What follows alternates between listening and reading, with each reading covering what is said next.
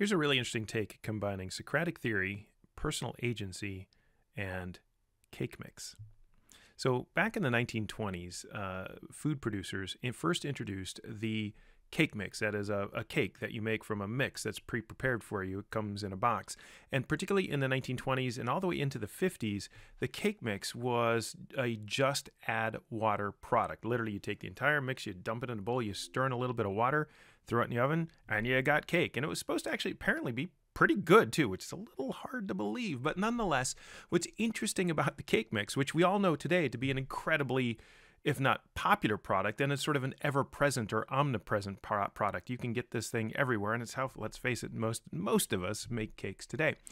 But in the 1950s, the product had, at very best, just bumped along for a long time, for decades, in fact, and had never really become popular, never really taken off to the way that it has taken off today.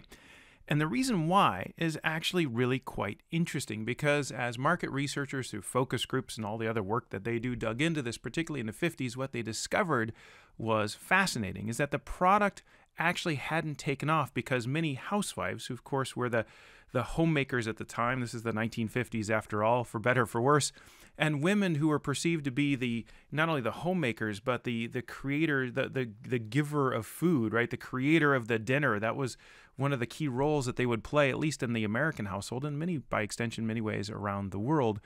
And that was sort of who they were. It was their identity, their reason for being. I do recognize how problematic this all sounds in today from looking at it through today's lens. But nonetheless, here's what's really interesting. Many of those housewives in the 50s looked upon cake mix and said, you know what?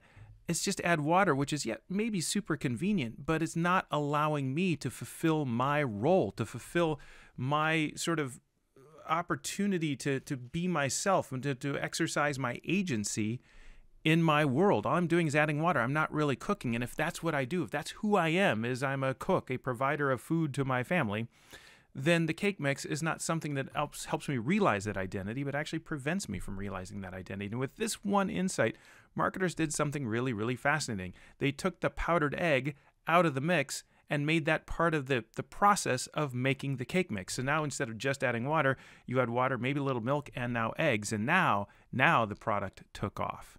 And because from a housewife's perspective, and the focus groups told them, now women saw themselves and people saw themselves as baking and not just adding water. And so they were in control. They were exercising their agency as a cook. Holy smokes, what does any of that have to do with what we're talking about today?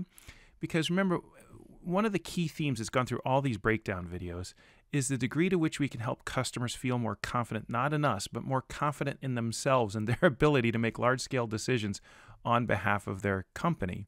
And if you're thinking, Brent, what in the world does that have to do with cake mix? Well, because it's kind of the same thing. Is that if we, in our efforts to make customers feel more confident about themselves, that's what we have to solve for. We have to solve not for their perception of us, but we have to solve for their perception of themselves. They have to come to their own conclusions. They have to believe that it's their decision. After all, they have to be confident in their decision, not confident in your expertise. And to that degree, what we need to do, I think, as suppliers, whether it's through digital and more importantly, I suppose, in some ways through human interactions, is rather than just telling them what to believe, telling them what to do, telling them what to buy, telling them why we're better, is to engage in this idea that I've introduced before around what I call frame making. Provide for them a framework within which they can come to their own conclusions. Allow it to be Socratic. I think the best-selling techniques today, in many ways, rely heavily on the Socratic approach of letting customers come to their own conclusions about what they're trying to do, because what you're really solving for in order to solve for a purchase is you're solving for customer confidence. And so as we think about sort of the cake mix of selling today, how can you take the eggs out and allow your customers to put the eggs in themselves? How can you create this moment of agency where they feel that they're in control of their own decisions rather than you just showing up and telling them what to do? I don't know if that analogy is too much of a stretch for some of you, but hopefully you went on the journey with me. I think it's really interesting to ask ourselves, how can we engage today in Socratic selling, creating a framework within which our customers can exercise their own agency and feeling confident in their own choices.